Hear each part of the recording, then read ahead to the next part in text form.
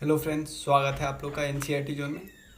और यहाँ पे हम डिस्कस करने वाले हैं पॉलिटी, जो कि आपको पता है मेजोरिटी जो चीज़ हम डिस्कस कर रहे हैं लूसेंट से उठा रहे हैं, लेकिन काफ़ी चीज़ जो लूसेंट से समझ में नहीं आता है, क्योंकि लूसेंट में बहुत ऐसे ऐसे दे दिए जो लिंक ही नहीं पता चलता है इस टॉपिक और इस टॉपिक के बीच। तो हम उसके लिए लक्ष्मीकांत या एनसीईआरटी का सहारा ले रहे हैं, लेकिन मेनली लूसेंट ही है। हर एक टॉपिक लूसेंट का डिस्कस करें, आपको एक भी टॉपिक छूटेगा नहीं।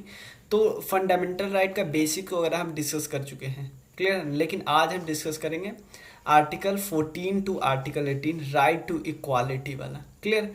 Right to equality article 14 to article 18 discuss करें, क्लियर, कोई दिक्कत नहीं है। 6 कैटेगरी में डिवाइड किया गया है। बेसिक क्वेश्चन कभी कभी इसमें भी आ जाता है कि कितने कैटेगरी में डिवाइड किया गया है। तो आज हम राइट टू इक्वालिटी डिस्कस करेंगे। जैसे कि प्लानिंग चल रहा है उसके हिसाब से 9 AM को हमारा है बायोलॉजी, उसका 10 AM polity, 11 AM economics. Already मैं तीनों का डाल चुका हूँ, 9 AM वाला, 10 AM वाला, 11 AM प्रीमियर कर चुका हूँ तीनों, क्लियर। मतलब इन दोनों को ऑलरेडी कर चुका हूँ, ये आपको रिकॉर्ड करने के बाद कर दूँगा, क्लियर। तो सबसे पहले आर्टिकल 14 पता है। आर्टिकल 14 का इसमें है ना बहुत लोगों को कन्फ्यूजन होता है। लोगों को लगता है यार ये दोनों सेम है। मैं बताऊंगा एक इतना अच्छा डिफरेंस आपको एकदम क्लियर हो जाएगा। सबसे पहले क्या बोला जाता है, इक्वालिटी बिफोर लॉ, यानी कानून के सामने, लॉ यानी कानून के सामने सब बराबर है, क्लियर है ना। लेकिन इसमें प्रॉब्लम हो जाती है। सब बराबर का मतलब ऐसा तो नहीं बोल सकते बच्चों को भी बराबर। क्या आप कभी ऐसा सुने हो प्रेग्नेंट वुमेन को फांसी दी गई है, बच्चे को फांसी दी गई हो? आपने नहीं सुना। इसका मतलब कहाँ पे लॉ के सामने कहाँ सब बराबर है, यानी कि कानून कुछ लोगों को स्पेशल प्रोटेक्शन देती ही देती है। यानी जिसको जिसकी जैसी ज़रूरत उसके हिसाब से कानून में बदलाव किया जाता है। क्यों हम जुवेनिल जस्टिस की बात करते हैं भाई? दो बंदा है एक घर में, दो इंसान है, एक 8 साल का बच्चा है, एक 16 साल का बच्चा है, क्लियर है। अब दोनों को सेम अमाउंट में खाना कैसे दे सकते हो? दोनों की रिक्वायरमेंट है, दोनों की न्यूट्रिशन, कितना न्यूट्रिशन लेना है ये अलग है। तो दोनों को आप सेम खाना नहीं दे सकते ना। तो यानी आप अगर कानून हो तो आपके सामने में दोनों बराबर नहीं ना है, जिसकी जितनी रिक्वायरमेंट उतना आप दोगे। सेम इसी तरह कानून सबके लिए बराबर, सिंपल आंख बंद करके बराबर कर देना सही नहीं ना। क्या आप वुमेन को लिए सेम कानून दोगे? क्लियर है ना। क्योंकि इनके प्रॉब्लम अलग है, बच्चों के प्रॉब्लम अलग है। बच्चों को हम ऐसा बोलते हैं कि उनके दिमाग पे कोई माइंड वॉश करके उससे कोई जुर्म करवा लिया, उसको थोड़ी फांसी लगा दोगे आप। उसको तो पहले जो स्वाधार गृह होते हैं वहाँ पे भेजते हो ना, जस्ट जुवेनाइल जस्टिस सेंटर जो होता वगैरह जो होता है उस पर भेजते हैं। तो इसीलिए इसमें प्रॉब्लम होती है, तो ध्यान देना। और पता है अभी भी इसके जो इसका इंटरप्रिटेशन है ना, इक्वल प्रोटेक्शन का इंटरप्रिटेशन, सुप्रीम कोर्ट बार बार जजमेंट दे रही है, बार बार जजमेंट देती है। इंटरप्रिटेशन हमेशा अलग अलग होता जा रहा है, मतलब हमेशा इंटरप्रिटेशन में कुछ कुछ ऐड ऑन होता जा रहा है, क्लियर है। लेकिन उतना डिटेल में हम नहीं जाएंगे। अगर कभी बहुत डिटेल में डिस्कस करना हो तो मैं जजमेंट वगैरह के बारे में ही बताऊंगा। लेकिन अभी हमें क्योंकि सिलेबस कंप्लीट करना है जल्दी से जल्दी, तो सबसे पहला देखिए, पहला पॉइंट क्या बोलता है कि स्टेट किसी पर्सन को डिनाई नहीं करेगा। स्टेट किसी पर्सन को डिनाई नहीं करेगा, यानी स्टेट नहीं ऐसा बोले कि भाई तुम्हारे लिए कानून नहीं है, तुम्हारे लिए ज़्यादा जुर्म नहीं। Equality before law and equal protection law सब पे अप्लीकेबल होगा। कानून के सामने सब इंसान बराबर होंगे, चाहे वो इंडिया के टेरिटरी के मेंबर हो, इंडिया के टेरिटरी में। और इंडिया के टेरिटरी में इवन फॉरेनर भी आएंगे ना, उनके लिए भी ऐसा नहीं कि फॉरेनर को हम पकड़ के जेल में डाल देंगे, नहीं भाई नहीं, क्लियर है ना। ये वाले जो राइट होते हैं ना, ये वाले राइट फॉरेनर्स को भी मिलेंगे, सिटीजन को भी मिलेंगे। कुछ राइट मैं आपको बता चुका हूँ, कुछ राइट सिर्फ और सिर्फ इंडियन को मिलते हैं, इंडियन सिटीजन को। वो कौन है? 15, 16, 19, 29, 30। ध्यान रखना, ऐसे सीरियल में याद कर लो एक बारी। मैं भी ऐसे भी याद किया था, अब हमेशा के लिए याद हो गया। 15, 16, 19, 29, 30 ये सिर्फ और सिर्फ इंडियन सिटीजन को है, क्लियर। न मतलब फॉरेनर्स के लिए नहीं है, क्लियर। तो मतलब कि देखो सिटीजन और फॉरेनर, सिटीजन में कौन कौन हो सकता है? लीगल पर्सन भी हो सकता है, स्टैट्यूटरी कॉरपोरेशन, कंपनी, ये सारे सारे सारे लीगल पर्सन के कैटेगरी में आते हैं, क्लियर ना। कानून सबके लिए बराबर होगा। अब दोनों में थोड़ा डिफरेंस समझ लेते हैं। ये बहुत निगेटिव कॉन्सेप्ट है, negative concept equality before law. जैसे मैंने बताया निगेटिव कॉन्सेप्ट कैसे, कि आप कैसे बच्चे को और एक एडल्ट को सेम सज़ा दे सकते हो। बच्चे का कोई माइंड वॉश कर दिया और उसने जुर्म कर लिया, आप उसको कैसे सेम सज़ा दे सकते हो। कभी भी आप देखे हो प्रेग्नेंट वुमेन को फांसी देते हुए, क्यों देंगे, नहीं दे सकते ना। तो दोनों के मेल और फीमेल के प्रॉब्लम अलग है, तो उनको सेपरेट प्रोटेक्शन की ज़रूरत होती है। तो सुप्रीम कोर्ट ने कहा कि मैं ऐसा नहीं करूँगा कि मैं क्लास लेजिस्लेशन क्लास के बेसिस पे कर दूंगा। ध्यान देना, क्लास के बेसिस पे, आप इकोनॉमिक वैल्यू के बेसिस पे, भाई जिसके पास ज़्यादा पैसा उसको कम सज़ा, कम पैसा ज़्यादा सज़ा, ऐसा नहीं करूँगा। लेकिन यहाँ पे एक बहुत अच्छा बात बोला है कि रीजनेबल रेस्ट्रिक्शन तो हम कर सकते हैं ना, या रीजनेबल क्लासिफिकेशन कर सकते हैं। ऐसा क्लासिफिकेशन जो ज़रूरी है, भाई बच्चों से कोई जुर्म हो जाएगा ना तो पहले उसको स्वाधार गृह में भेजो। क्लियर है ना। तो सबसे पहले equality before law British origin है, ये अमेरिकन ऑरिजिन है। ये थोड़ा निगेटिव कॉन्सेप्ट है, ये थोड़ा पॉजिटिव कॉन्सेप्ट है। क्लियर है ना। पॉजिटिव कॉन्सेप्ट क्या है, जैसी जहाँ ज़रूरत, जो सिमिलर सर्कमस्टांसेस में है उनको सिमिलर सजा दो। कोई दो इंसान, अगर एक इंसान किसी को मार देता है, खून भी करता है, एक कोई इंसान किसी आतंकवादी को मिलता है, आप दोनों को सज़ा थोड़ी दे सकते, इसको सज़ा नहीं दे सकते ना। क्लियर है ना। यानी इस पे सज़ा जो भी हुआ, लेकिन इस पे अलग कार्रवाई होगी, इस पे अलग कार्रवाई, दोनों का डिफरेंट, खून किया है दोनों, लेकिन दोनों पे डिफरेंट कार्रवाई होगी ना। क्लियर है ना। तो यहाँ पे ये तो सिंपल बोलता है कि भाई कोई भी स्पेशल प्रिविलेज किसी को नहीं मिलेगी, सिंपल, चाहे मेल फीमेल बच्चा हो किसी को नहीं। लेकिन ये बोलते हैं भाई ट्रीटमेंट इक्वल तब होगा जब कोई इक्वल सर्कमस्टांसेस में है। जैसे मैंने अपने एग्जांपल में दिया, तो दो इंसान अपने एरिया में रह रहा है, वहाँ पे खून कर रहा है, तो उसको दोनों को सेम सजा। लेकिन अगर कोई बंदा एक आतंकवादी को मार रहा है और एक नॉर्मल आदमी किसी अपने पड़ोसी को मार दिया, तो यहाँ पे दोनों अलग अलग है, लेकिन ये दोनों सेम सर्कमस्टांसेस में। क्लियर है ना। चाहे प्रिविलेज हो या लाइबिलिटी हो, दोनों सेम सर्कमस्टांसेस में रहने वाले को ज़्यादा मिलेंगे। क्लियर ना। प्रिविलेज ज़्यादा मिलेगा, लाइबिलिटीज भी मिलेगी। क्लियर। देखो ये सिंपल बोलता है कि इक्वल सब्जेक्शन सारे पर्सन पे, जो ऑर्डिनरी लॉ है या कोर्ट है, सब पे सेम अप्लाई होगी, चाहे वो कोई भी पर्सन हो, poor rich, official non official, high low, कुछ भी हो। क्लियर ना। कोई भी एबव द लॉ नहीं है। लेकिन ये बोलता है नहीं भाई, the similar application of same law, मतलब सारी प्रेग्नेंट वुमेन पे एक टाइप की, सारी वुमेन पे एक टाइप का एप्लीकेशन, सारे बच्चों पे एक टाइप का एप्लीकेशन। आप किसी ऐसे कोई बंदा कोई काम कर दिया, खून कर दिया, लेकिन वो उसको डॉक्टर ने बोला भाई वो तो मेंटली इल है, वो मेंटली इल है, तो पहले के हिसाब से तो उसको भी डलवा दो, फांसी दे दो। लेकिन नहीं, यानी सेम लॉ का अप्लीकेशन ऐसे लोगों के साथ होगा जो सिमिलरली सिचुएटेड है। जो मेंटली इल है उसको आप डॉक्टर के पास भेजो, उसको जेल नहीं हो सकता ना। क्लियर है ना। यहाँ यही लिखा है, the like should be treated अलग विदाउट एनी डिस्टिंक्शन। एक लाइक, जितने एक टाइप के लोग हैं उनको एक टाइप के दूसरे टाइप को, आपको डिफ्रेंशिएशन थोड़ा बहुत करना होगा। रीजनेबल डिफ्रेंशिएशन इंपॉर्टेंट है, ऐसा नहीं कि आप पैसा के बेसिस पे डिफ्रेंशिएशन कर रहे हैं, नहीं। तो यानी यहाँ पे देखो, ये कानून के सामने सब बराबर वाला है, कानून अंधा वाला है। लेकिन यहाँ पे कानून अंधा नहीं, कानून देख रहा है कि भाई लॉ का ज़्यादा ज़रूरत किसको है। मतलब लॉ का मतलब ये नहीं होता कि सिर्फ सबको थप्पड़ मार मार के अंदर को। लॉ का ये भी मतलब होता है कि क्या उस लॉ से सभी खुश है, क्या वो लॉ सब पे सच में सेम अप्लीकेबल है, या लॉ वो सिर्फ जो डिसएडवांटेज सेक्टर, गरीब को ज़्यादा प्रॉब्लम देता, अमीर को कोई फर्क ही नहीं पड़ता। यानी लॉ का इक्वल अप्लीकेशन भी हो रहा है कि नहीं।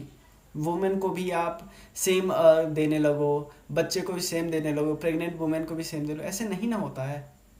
क्लियर ना। लेकिन पहला वाला को इसलिए निगेटिव बोला जाता है, निगेटिव। क्लियर है। कोई दिक्कत नहीं है। इसमें और भी कोई प्रॉब्लम हो तो आप सिंपल मेरे नंबर पे मैसेज करना। अगली बार जब मैं सेकंड क्लास लूँगा तो इसको मैं क्लियर कर दूँगा। किसी को भी कोई भी डाउट हो ना भाई, सिंपल मैसेज करो। जब मैं आगे का क्लास ले लूँगा तो मैं 5 मिनट में करा दूँगा। बहुत लोग पूछते हैं, मैं करा दूँगा। क्लियर। सुप्रीम कोर्ट यहाँ पे एक देखो, सुप्रीम कोर्ट का बहुत सारा जजमेंट आया है, इसको ध्यान नहीं भी रखोगे, लेकिन ये बात रीजनेबल क्लासिफिकेशन वाला ध्यान रखो, बस हो गया। क्लियर। एक्सेप्शन क्या है, ध्यान देना, इक्वलिटी बिफोर लॉ एब्सोल्यूट नहीं है, इसमें बदलाव किया जा सकता है। क्वालिटी बिफोर लॉ में बदलाव किया जा सकता है, क्लियर। और क्योंकि आपको पता है बहुत लोगों के साथ अब ऐसा नहीं बोल सकते, कुछ लोग के साथ ऐसा नहीं होता है, जैसे प्रेसिडेंट और गवर्नर्स बहुत सारे इम्यूनिटी जिनको मिलते हैं, वो किसी अपने किसी भी ड्यूटी के लिए आंसरेबल नहीं होते कोर्ट में, और उन पर कोई क्रिमिनल प्रोसीडिंग नहीं चलती जब तक उनका टर्म्स और ऑफिस होता है। लेकिन यहाँ ऐसा है कि सिविल प्रोसीडिंग चल सकती है, लेकिन 2 महीने का एडवांस नोटिस देना होता है, क्लियर है ना। और no process for arrest and imprisonment shall be issued by any court, ये सब हो ही नहीं सकता, क्रिमिनल प्रोसीडिंग उन पे हो ही नहीं सकती, क्लियर ना। तो एक्सेप्शन देखा ना आपने। और एक और एक्सेप्शन क्या है यहाँ पे, हाँ एक और यहाँ पे बता देना चाहता हूँ कि जो आपने टर्म देखा होगा बेसिक फीचर, बेसिक फीचर हम डिस्कस आगे करेंगे। Basic feature equality before law basic feature है, यानी अब तो पार्लियामेंट का हाथ बन गया, सुप्रीम कोर्ट ने बोल दिया कि बेसिक फीचर है, अब इसमें ज़्यादा फेरबदल नहीं कर सकती सरकार, क्लियर। और क्या है, पब्लिक सर्वेंट, जजेज, फॉरेन डिप्लोमेट, यूएनओ, इन सबको कुछ इम्यूनिटीज मिलती है बाकी लोगों से थोड़ा स्पेशल वाला, क्लियर है ना। और एक और चीज़, कोई बंदा अगर ट्रू रिपोर्टिंग करता है तो उसके खिलाफ कोई भी कोर्ट में प्रोसीडिंग नहीं हो सकती, क्लियर ना। कोई भी कोर्ट में, कोई भी हाउस में उसके खिलाफ प्रोसीडिंग नहीं हो सकती, क्लियर ना। यहाँ पे एक और बात लिखी है, 2 राइट और मिलते हैं एमपी को और एमएलए को। एमपी हाउस में कुछ भी बोलता है ना, कुछ भी उसके एवज में उस पर कोर्ट में प्रोसीडिंग नहीं हो सकती उसके खिलाफ। एमएलए के लिए, एमएलए को पावर मिला है 194 आर्टिकल में, एमपी को कौन मिला है 105 आर्टिकल में, क्लियर ना। कोई भी पर्सन कुछ भी बोलता है हाउस में, कोई भी डिस्कशन में शामिल होता है, कोई भी डिबेट करता है, उसको उस पर प्रोसीडिंग नहीं चला जा सकती कोर्ट में, यानी उसको इम्यूनिटी मिली ना, एमएलए को भी मिली है। एक और है कि आर्टिकल 31C एक एक्सेप्शन है, आपको पता होगा। आर्टिकल 31C क्या बोलता है कि अगर 2 डीपीएसपी, ध्यान देना 2 डीपीएसपी, जिसमें एक आता है 39B, एक 39C, क्लियर है ना। 39B और 39C, एक है कॉन्सेंट्रेशन ऑफ वेल्थ, एक है डिस्ट्रीब्यूशन ऑफ वेल्थ। ध्यान देना, कॉन्सेंट्रेशन ऑफ वेल्थ को रोकना, हटाना, ऐसा नहीं कि सारा पैसा सिर्फ अमीर के पास है। दूसरा, सरकार जो के पास जो अनाज आती है उसका मतलब वेल्थ का अच्छे से डिस्ट्रीब्यूशन होना चाहिए, यानी टैक्सेशन सिस्टम। तो अगर सरकार इन दोनों पे कानून बना रही है 39B 39C, तो इसके लिए वो आर्टिकल 14 को के आँख में धूल भी झोल सकती है, यानी इन दोनों कानून के बनाने के चक्कर में बीच में अगर आर्टिकल 14 आया भी ना, तो आर्टिकल 14 को दूर भगा देगा, क्लियर है ना। इसलिए बोला जाता है कि मतलब यहाँ इस कानून को बनाएगा तो आर्टिकल 14 बीच में नहीं आ सकता, ओ राइट टू इक्वालिटी का उल्लंघन कर रहा है, नहीं। तो इसलिए बोला जाता है कि जैसे ही 31C आता है 14 भाग जाता है, क्लियर। 31C आया, 14 दम भाग गया। नेक्स्ट क्या, 14 में क्लियर है ना। 2 है equality before law, equal protection of law. Equality यानी कानून के सामने सब बराबर है, लेकिन equality protection, equal protection law बोलता है कि नहीं भाई, सब पे सेम कानून अप्लीकेबल नहीं करो, कुछ लोगों को स्पेशल प्रोटेक्शन देने की ज़रूरत है। आप थोड़ा रीजनेबल क्लासिफिकेशन कर दो ना कि बच्चों पे ऐसे, प्रेग्नेंट वुमेन पे ऐसे, क्लियर ना। अब नेक्स्ट क्या है, आर्टिकल 15 क्या बोलता है, आपको पता है आर्टिकल 15 सिर्फ और सिर्फ इंडियन सिटीजन के लिए। 15, 16, 19, 29, 30 याद है ना। Prohibition of discrimination on the basis of religion, race, caste, sex, place of birth. इन तीनों के बेसिस पे कोई डिस्क्रिमिनेशन होता है किसके द्वारा, स्टेट के द्वारा, तो इसको प्रोहिबिट करना, इसको हटाना। देखो, अब किसी स्टेट के पास गए कोई नौकरी मांगने, किसी ऑफिस में, पब्लिक गवर्नमेंट ऑफिस में, स्टेट नहीं बोल सकते भाई तुम इस रिलीजन को हम तुमको नहीं लेंगे, ऐसे नहीं बोल सकता, क्लियर है ना। इसमें 2 पॉइंट है, 2 क्लॉजेज है इसमें, 15(1) और 15(2) आपके बुक में सिंपल दे दिया गया है। सिंपल पहला तो वही दिया है। दूसरा क्या है कि कोई शॉप, पब्लिक रेस्टोरेंट, होटल्स या पब्लिक इंटरटेनमेंट को एक्सेस करने का ट्राई करा तो आप रोकोगे नहीं, ऐसा नहीं कि स्टेट रोकेगा नहीं। और दूसरा वेल्स वगैरह होता है, बाथिंग घाट, इन सब में भी नहीं रोका जाएगा। लेकिन ध्यान रखना ये सब पूरी तरह या पूरी तरह या आधी तरह, मतलब कुछ भी पार्टली या फुल्ली स्टेट के द्वारा फंडेड हो। ऐसा नहीं कि पब्लिक प्राइवेट प्लेस है, प्राइवेट प्लेस पे अभी आप बोलोगे नहीं मुझे नहीं जाने दे रहा है, नहीं, प्राइवेट प्लेस आपको मना कर सकता है। क्लियर है ना। 15 में देखिए क्या है, 2 आर्टिकल है, मतलब 2 क्लॉज है, 15(1), 15(2). क्लियर। हाँ, एक्सेप्शन इसके क्या है, वुमेन और चिल्ड्रन के लिए स्पेशल प्रोविजन बना सकता है। जो socially and educationally backward classes है जैसे ST SC, इसके लिए स्पेशल कानून बनाया जा सकता है कि भाई इन लोगों को स्पेशल प्रोटेक्शन दिया जाएगा, मतलब कि स्पेशल प्रोटेक्शन, इनको रिजर्वेशन दिया जाएगा। ये बात क्लियर है ना, कोई दिक्कत नहीं है।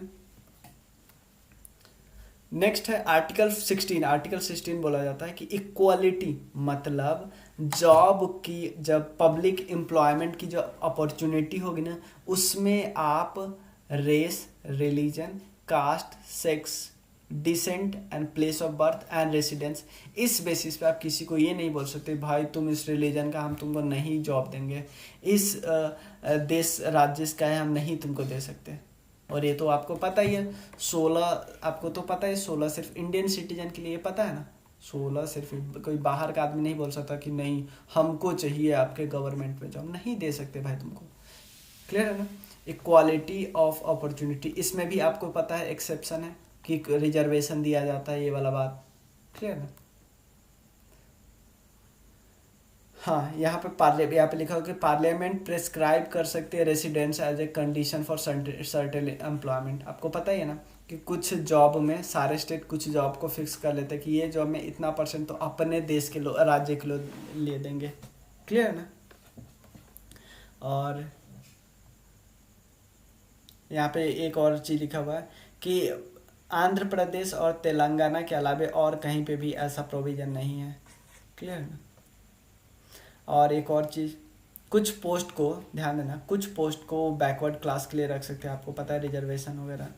और कुछ पोस्ट पे देखा, a law can provide that incumbent of an office related to religious and denominational institution member of government should belong to. हाँ, ये नॉर्मल बात है कि अगर कोई ऑफिस है, वो ऑफिस पूरी तरह ऐसे कम्युनिटी के लिए, मान लो सिख कम्युनिटी के लिए, तो वहाँ पे आप अगर सिख कम्युनिटी को जॉब दे रहे हो तो इसमें कोई गलत बात नहीं है भाई, इसमें कोई गलत नहीं, इसमें कोई ऐसा नहीं बोल सकते कि मेरा तो ये मतलब equality of opportunity in matter of public employment का वायलेशन हो रहा है, नहीं भाई, एक्सेप्शन है वो पॉइंट। क्लियर, कोई दिक्कत नहीं ना। हाँ, नेक्स्ट है अनटचेबिलिटी को एबॉलिश करना। भाई ये वाला है ना एब्सोल्यूट राइट है, इसमें कोई भी फेरबदल आपको नहीं कर सकता है। अनटचेबिलिटी किसी टाइप का प्रैक्टिस होता है जिसमें मैं किसी को आप बोलते हो कि नहीं भाई तुम मुझसे नहीं छू सकता। क्लियर है ना। मतलब कि ऐसा प्रैक्टिस जिससे किसी आदमी को इवन टच से, उसके परछाई से भी आपको प्रॉब्लम होने लगती है। क्लियर है ना। आपको पता है बहुत ज़्यादा हिस्टोरिकली बहुत हुआ है ऐसा। क्लियर है ना। तो इसलिए सरकार ने इसे पनिशेबल ऑफेंस बना दिया। क्लियर। और ये बात लास्ट है, टाइटल का एबॉलिशन, कि मतलब किसी के पास आपका टाइटल है, जैसे महाराजा का टाइटल होता था, जय सिंह, ऐसे कुछ टाइटल हो सकता था। क्लियर। तो नो टाइटल, जैसे टाइटल, 2 टाइटल को छोड़ दिया सरकार ने। मिलिट्री टाइटल आप कर सकते हो, एकेडमिक डिस्टिंक्शन आप कर सकते हो, जैसे आप डॉक्टर लगाते हो, ये सब लगा सकते हो, लेकिन इसके अलावे आप कोई भी टाइटल नहीं रख सकते हो। क्लियर है। यहाँ पे नो, कोई टाइटल नहीं रख सकते। No citizen of India shall accept any title from any foreign state. No person who is not a citizen of India, मतलब देखो मान लो पहले इंडियन सिटीजन कोई टाइटल नहीं ले सकता, और दूसरा अगर कोई पर्सन इंडिया में काम कर रहा है तो वो भी कोई भी टाइटल नहीं ले सकता, या विदेश से या इंडियन से कोई टाइटल नहीं ले सकता। क्लियर है ना, उससे पहले आपको प्रेसिडेंट से पूछना पड़ेगा, क्लियर है ना। और एक और बार, no person holding any office of profit under the state without the consent of president except any present emolument or office of any kind, मतलब ये भी मतलब फॉरेन स्टेट से भी नहीं ले सकता, क्लियर है ना, नॉर्मल बात लिखा हुआ है। लेकिन जैसे आपको पता है कि जो हमारे सुनील गावस्कर जी है, उनको एक जो इंग्लैंड में नहीं, आपको पता है टाइटल देते हैं सर की टाइटल, सर जो टाइटल मिलता है उनके बहुत सारे क्रिकेटर, तो उनको देने वाले थे लेकिन उन्होंने मना कर दिया, ठीक है ना। तो ये 4 आर्टिकल है। आर्टिकल कौन कौन है मैं बता दे रहा हूँ। आर्टिकल पहले 14 कौन कौन है, equality before law and equal protection of law, अच्छे से समझे। मैंने A1 इसलिए लिखा है क्योंकि यहाँ पे टेरिटरी वो वाला पार्ट है जो हमारे आर्टिकल 1 में दिया हुआ है, क्लियर ना, कि ये स्टेट, यूटी और एक्वायर्ड टेरिटरी सारा क्लियर। दूसरा, equality before law in equal protection of law में डिफ्रेंसिएशन हमने देखा। फिर हमने देखा कि एक्सेप्शन क्या है, प्रेसिडेंट को मिलता है, गवर्नर को मिलता है, कोई स्पेशल प्रोसीडिंग, कोई क्रिमिनल प्रोसीडिंग नहीं हो सकती, सिविल के लिए भी 2 महीने का एडवांस नोटिस देना पड़ता है, और भी जो पब्लिक सर्वेंट जजेज वगैरह को मिलता है। कोई पर्सन अगर पब्लिक रिपोर्टिंग कर रहा है, रिपोर्टिंग अगर सही है, करेक्ट रिपोर्टिंग कर रहा है, तो उसके लिए प्रोसीडिंग ना हाउसेस में हो सकती और ना कोर्ट में हो सकती। कोई पर्सन अगर मतलब कोई पर्सन अगर एमएलए एमपी है, तो अगर अपने हाउस में बोल रहा है, कुछ डिबेट कर रहा है, तो उसके खिलाफ प्रोसीडिंग नहीं हो सकती। और 31C तो आपको बता ही दिया। प्रोहिबिशन 15 है कि मतलब कि मतलब प्रोहिबिशन नहीं कर सकते, मतलब सॉरी डिस्क्रिमिनेशन नहीं कर सकते, डिस्क्रिमिनेशन को प्रोहिबिट करने की बात की, हटाने की बात की गई है। और 2 चीज़ है इसमें, वो देख लिया हमने। एक्सेप्शन है कि वुमेन एंड चिल्ड्रन के लिए आप कानून बना सकते हैं, और socially and educationally backward citizen के लिए कानून बना सकते हैं। और ये वही सब बात लिखा हुआ है कि एक एम्पावर थ्रू स्पेशल प्रोविज़न बनाया गया था, क्लियर ना, कि माइनॉरिटी एजुकेशनल इंस्टीट्यूशन में पढ़ लेना है, ज़्यादा इंपॉर्टेंट नहीं है, क्लियर ना। क्योंकि मैं कुछ एक्स्ट्रा ही लिख दिया हूँ, और हाँ, क्योंकि इसमें काफ़ी चीज़ मैं अपने नोट्स से भी डाले हैं जो मुझे अच्छे लगते हैं, तो मैं PDF दे दूँगा आप लोगों को, आप लोग इसको अच्छे से कर लेना।